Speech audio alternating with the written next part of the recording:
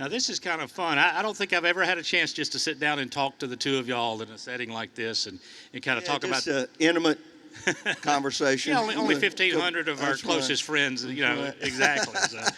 So, Governor, you have spent a lot of time in public service. You started as deputy sheriff, served in the House, then became state auditor, served as lieutenant governor, and over the last 8 years have served as our governor.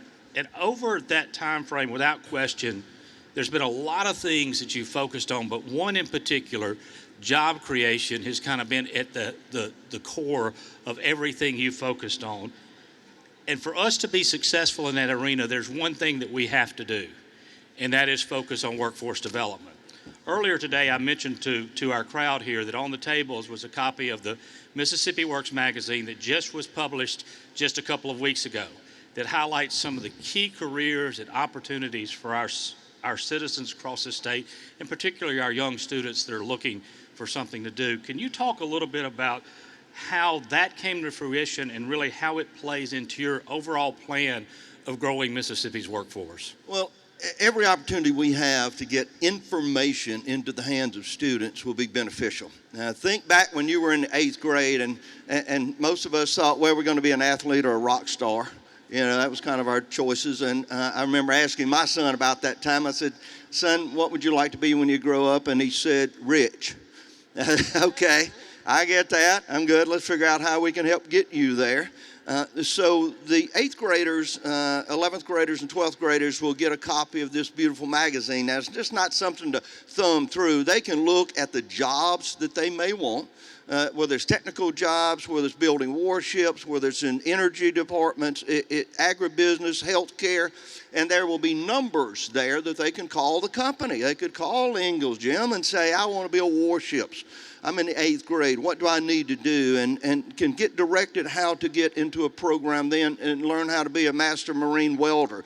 It lists the salaries, so they'll look down and go, okay, that's the job I want because I see what the salary level will be. It will be a teaching opportunity so students can go online and see the social version of this and of course click on it and hear real stories from real people. This book, this magazine is full. Take a look at it, of real Mississippians.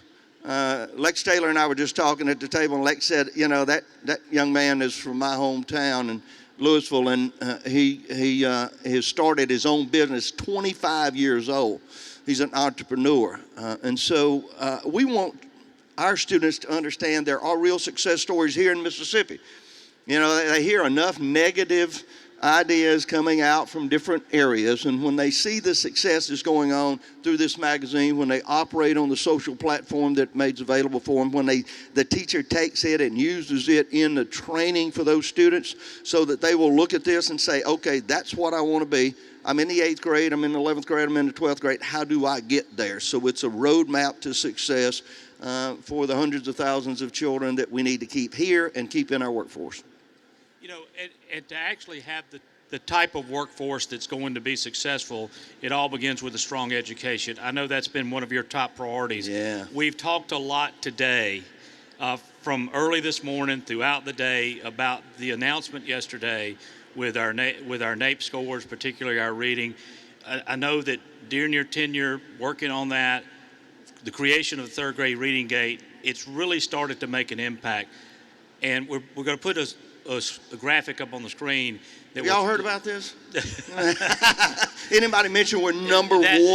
The graphic in the that's nation? on the screen, it may be hard for some of y'all in the back to see, but that line that's extremely long at the very top, that's Mississippi. That's us. And that's what we have done in terms of making gains on this test. And tell us a little bit about what you think that's going to lead to. When I came in, even as lieutenant governor, trying to understand the real challenges in public education and what we could do about it. Not just use it as a political wedge, a way to divide people. And that's what had happened in the past. Everybody would say, well, Republicans, they really hate children and they don't like school teachers and all of that stuff that you hear. And we said, look, we're going to see if we can't make dramatic changes in results. And so we came up with this idea, the literacy-based program, in 2013. It was a Senate bill. Lieutenant Governor just left here, so he helped shepherd it through the Senate in 2013. A radical idea when we said, you can't be socially promoted to the 4th grade if you can't read on a 3rd grade level. Oh my goodness, the gnashing of teeth. We have copies of some of the editorials that folks said, oh, it's going to destroy their self-esteem. He's going to hold thousands of children back. It's going to destroy the minority community. What I could tell you about this also, African American students and Hispanic students in Mississippi outpace the rest of the nation. The rest of the nation among African Americans and Hispanics outpaced them. They did better in Mississippi than anyone else in America.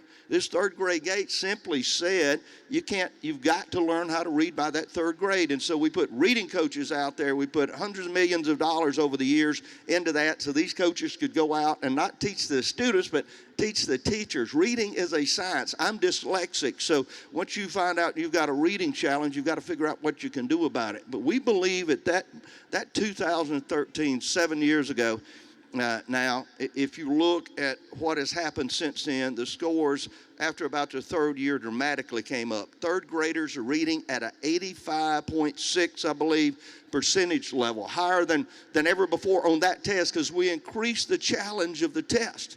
But the numbers, if you look at what's being reported in this, and I just had, if I could read one thing real quick, Dr. Carr, who is the commissioner at the Nation's Center of Education Statistics, said this, so that we won't be confused.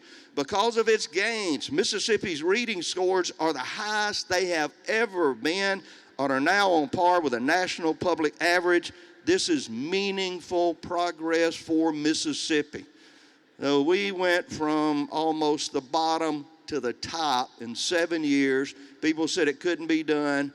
We understood how to make that change. And I know the Lieutenant Governor said it, but parents, teachers, administrators, and the students met the challenge. And Deborah can tell you about being in those classrooms and seeing the progress. And I know that literacy and reading has been very important to the First Lady. Ms. Bryant, if you could talk a little bit about, in 2014, you set out to what you called Read Across Mississippi, go into classrooms. Why was it so important to stress the value of literacy and really how to overcome reading disabilities? Well, the reason that I did that was I saw our statistics and how low we were on the number of children that could read by the 3rd grade, and it broke my heart. It really did. And I thought, what can I do that as a First Lady, what can I personally do to make these children realize the importance and make them realize that they are special, because so many children don't realize they have such poor self-esteem. And so it's easy to go and read to all the schools around you, but to go and actually go to a school in every county takes effort.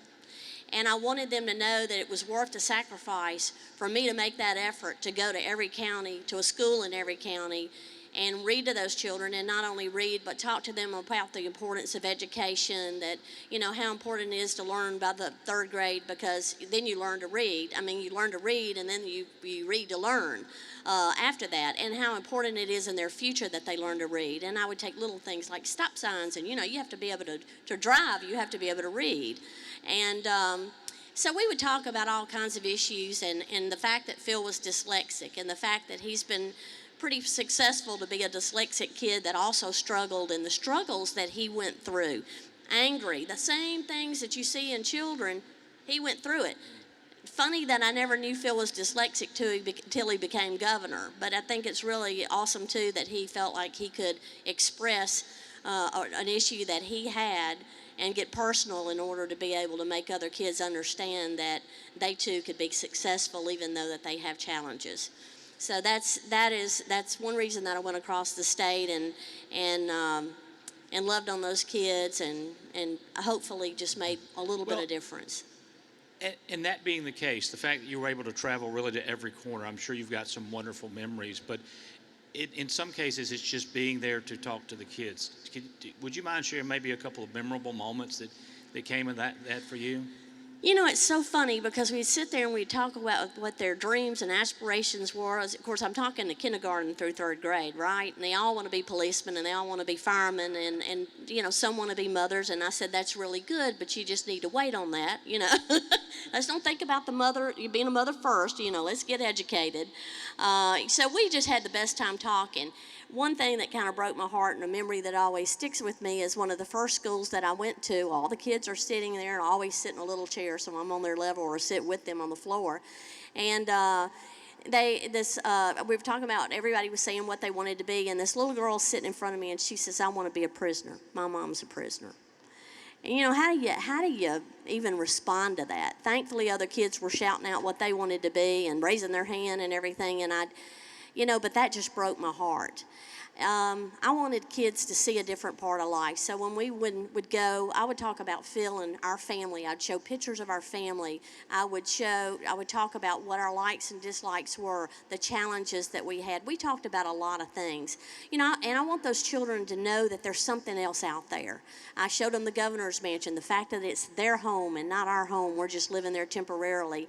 And I invited every school that I went to. I am the mansion's nightmare, just so you know. So the staff knows if somebody calls, I probably invited them to come to the mansion. So we would, a lot of those schools came. So the first one was a Delta school that, that's really hard for them to make that trip with that many kids. But they came, and we always have Mississippi cookies and punch, and we showed them the entire house. It's just to show them there's a different, that they need to step out. Another thing, if I may say, is I read a very difficult book for them. It was called The Fib, A Wordy Tale, which our own Bill Wilson, who is an artist and an author, wrote. And it had big words like the fib, calumniate, exaggerate, equivocate, all these big words. And I would ask the kids to volunteer to come up and read out of that dictionary after I read to them. And the kids, a few would come up. And what I would have them do, some of us had to kind of hide behind the book and do phonics. And some of them would get up there, but they would get up there and they would try. And then I would have the entire class clap for them, because I wanted them to see it was worth trying. And then once they did that and the whole class clapped for them and cheered them, others wanted to get up as well. And so that was just kind of my experience in going around. And I have to agree with Phil and Tate on the fact that we have amazing teachers. We've got teachers out there that's really trying hard. They just need the support. The reading coaches have helped a lot, and they're very grateful for all of that. But I went to a school yesterday, bankers in the classroom, because I work for a bank now. I'm a banker. And we talked to 3 classes on banking. And we do that to seniors, and so anyway, I do this all day long, whether I'm first lady or banking or whatever I do. I'm in the classroom as much as I can be. And I'm sure those were some wonderful experiences, but you also had a little bit of a different experience too as a result of this. In 2014, when you were in Louisville, is when the tornado came through, and you actually, I guess, had to find safety. But then afterwards, you said, "I'm going to stay here and help." Tell a little bit about. Well, that was a little bit of a whirlwind, no pun intended. We had actually gone to Smithville the day before on a Sunday to open up their new town hall center. It was their 3rd year anniversary of their tornado, which just devastated that little town. And so my staff, my security, and my chief of staff stayed over so that we could go, and we spoke to seniors the next day and read to that school, and then also went on up to Fulton. Well, the weather started getting bad, and they started closing down the schools, and I thought, well, we don't want to get in the middle of this, so we'll, that's fine. We'll see you another time. And we headed for home. We were between Starkville and Louisville when Phil called and said, "Where are you?" And I said, "Well, we just left Starkville, and we're in the middle between Louisville and Starkville." And he says, "Well, there's tornadoes headed your way. You need to get off the road." Well, we kind of went back and forth, well, do we really need to get off the road? Do we not need to get off the road? And what was so funny, we were just having a conversation, because you know how the weather looks when you're having tornadoes everywhere, and we're looking around and we're thinking, okay, do we get in a shallow ditch or a deep ditch? Well, where do we go if we see a tornado coming? So it's just funny that Phil calls and says we need to get off the road. So we ended up in, I believe, the courthouse in Louisville, which is the shelter. And all these people are in the hallway, just lined up, because everybody's coming in as fast as they can. They wanted to put me off in a room by myself, because I was first lady. So they want me to stick me in a room more secure than everybody else in that place. And I said, this isn't happening. And I walk out of that room, and the first thing I see is this lady knelt next to a chair praying. And I thought, oh, this is not good. But I went over to her and I said, you know, it's all going to be good. This is going to be fine. The Lord's with us and we're going to be fine. And I walked on down. I saw a little kid that had muscular dystrophy sitting in his grandmother's lap. And he was, when the air started going off and it started getting hot, he was not doing well. So I took that child and took him outside, and we kind of sat and waited for the next cell to come through. But I saw that tornado go on the outskirts of town. And then we immediately start hearing the hospital got hit, the nursing home was hit, there was a daycare hit, and all of these people, new people that were being affected. In fact, I was standing next to a guy as the tornado was on the outskirts of town, and his son I had met a few minutes or several minutes earlier had left. And I said, where did your son go? And he said, well, he went home. And I said, do you think that's a good idea? You send him out of a shelter to go home during a tornado? And he's going, no, we're watching it, and it's not going that way. We're standing there, and the phone rings, and it's his son screaming. And their home had been hit by a tornado. He left. And Clay left. He said, I got to go. And I said, of course you got to go. And we didn't hear from him the next day. We didn't know if he was alive or dead. And he went through his neighborhood. This is just a story you should know. He went through his neighborhood and I think he was part of the Mississippi Wildlife Federation. He might have been part, I can't remember. It's been a long time ago. But he said that his truck got caught on an embankment, and he got out of his truck, started running toward his neighborhood. And he said he could hear the people crying out. And he said, I'm the first one they call. It's only right that I should be there when this happened to pull them out. And luckily, his family were fine. Their house was damaged, but they were fine. So Phil calls and he says, I'm going to send somebody to get you. And I thought, what? We're in the middle of a disaster here, and you're going to send somebody to get me? I don't think so. And luckily, we had our casual clothes in the car, and we went and put on T-shirts and jeans. And I'll be honest with you, all I could think was, I'm going to have to do search and rescue. And I started praying that God would help me with that, because I didn't know how I would handle it. But God knew I couldn't handle it, so I told MEMA that I was staying, and EOC, the people there on the ground, and I said, I'm staying, what can I do? And so they put me into doing shelters. So we set up 2 shelters. And then they were bringing the people to the gym, and it was the nursing home patients, and they're putting them around the wall, and they're throwing their mattresses on the floor. And all I could think was, you're going to put that patient who may have congestive heart failure or whatever else flat on a mattress on the floor with nothing.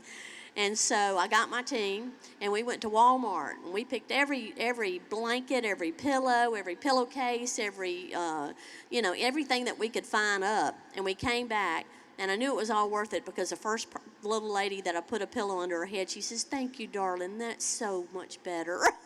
So, I just believe God puts you in places that you need to be. And I believe I was put there for a purpose, and I was just glad to be over there and to see the incredible work that the community did pulling together in that situation and making it all work. Now, Governor, when she said she wasn't coming home, what were you thinking? We had a fairly energetic discussion about that, and she won again. But the terrifying time was when I asked her, where are y'all at? And she turned to security and said, where are we? And they said, we're approaching Louisville. And I was at MEMA headquarters watching one of the largest storms I had ever seen on radar bearing down on Louisville. So I was a little challenging to know that my wife and her team were right in the middle of that storm. And then she said, well, we'll come home. And I said, you've got to get to a shelter. Luckily, they were able to get downtown to the courthouse. And it was a little while before I was able to get back in touch with her. So that was an eventful day. I was there the next morning, and I think when I ran into the emergency management director there, he said, I think your wife went to bed about 3 a.m., and she's still here serving breakfast this morning. I think that's something that says a whole lot about how you approach things. So thank you very much for what you've done in your service. Got a couple of more questions to ask before we wrap up. When y'all first got elected and moved into the mansion, there was the need for some preservation work. Y'all actually had to find alternative housing. You mentioned the mansion earlier and the importance of having kids throughout the state understand the value of that home. Why was that so important to really focus on making sure we got the mansion renovated, preserved as something that was for the citizens of our state? Well, the In mansion. 30 seconds or less. Okay, y'all witnessing the other. You saw that, honey. Abuse, abuse. Quickly. Actually, the mansion is just a very old building built in 1841, and it's the second oldest continuously occupied mansion in the United States. It's something we should be very, very proud of. But being as old as it is, you have to just keep up constant maintenance of it. The people that come there love seeing that mansion. It was just necessary. I wanted to leave it better than I found it. And so that was the whole reason that we worked really hard, and we were willing to get out for a year and make it happen. Is that short enough? Yeah, we stayed about 6 months above Parlor Market in an apartment, and then about maybe 6 months in the basement. Yeah. So, and I just reminded the contractors that if she's not happy, I'm not happy. So it took a pretty extensive, but I will, and I brought this for you, Scott, but this will be on sale. This is a book. The first book's been written about the governor's mansion. The wonderful paintings in it are by Bill Wilson, our artist in residence. The foreword's by the First Lady. I wrote the reflections, so you'll be able to go inside the governor's mansion in this wonderful art and see it. And as I said, you can go on Amazon right now and pre-order the book. All the funds from the sale of the book will go to the Mansion Fund to help continue to maintain that beautiful old home. Well, thank you. Well, listen, I get to control the time just a little bit, so I want to ask one more question. All right, one more. But I want to ask. We're only thing standing between them and catfish, aren't we, or That's chicken? right. That's right. Thinking back, what do you think that you're going to miss the most about your life in public service when January comes? The team, the people that we live with, our security, the team that works so hard. And I can tell you, I'm not being critical of anybody at all, but I believe I've got the best team any governor's ever had. And so a lot of young people, and I go to the office every day and I see them every morning we wake up. They're security, they're part of our family. So that day when we get up and we won't see the team, and we won't be able to ask them how they're doing, how their family's doing, and won't be able to, that's going to be a difficult time. If you've ever had someone you really, really care about and you had to leave them, and we hope we'll stay in touch, but you know how that goes. So, yeah, leaving our family. We'll be empty nesters one more time. It'll be tough. Yeah, I'll miss them dearly. And surely there's nothing you're going to miss, right? Oh, yeah, the lights that shine in the middle of the night from downtown Jackson. I won't miss that at all. Well, see, I figured he would say it was all those texts I send him all the time. Asking him, I won't. They normally start about 6:30 in the morning, so yours are not, but about 6:30. Yeah, I won't miss those, particularly if I see it's MEMA or Department of Public Safety at 6:30 in the morning. It's time to go to work, so I won't miss the early morning and late evening Texas. Well, before we go, I want to talk about one final thing. Deborah, you've spent a lot of time working with the Center for Medically Fragile Children. I understand that's moving along, and if I'm correct, there's a groundbreaking coming up very soon.